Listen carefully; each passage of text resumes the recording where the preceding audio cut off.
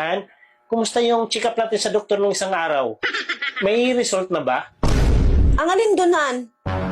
Kasi nga, gusto kong mabuntis ka na. Kaya nagpa-check up tayong dalawa sa doktor. Oo nga pala, Han. Kakukuha ko lang ng result kanina. At ang sabi ng doktor, 2 yung result. Sa'yo at saka sa akin. Hindi ko pa nabasahan eh. Ha? Sigurado ka, Han? Buksan mo na. Excited na akong makita. Han, kung ano yung result.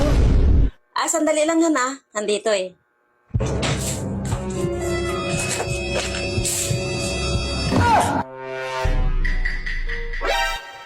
Han, bakit? Sabihin mo na kasi. Naku, Han! Kapag gusto mo! Ha? Anong result? Sabihin mo na kasi. Buntis ako!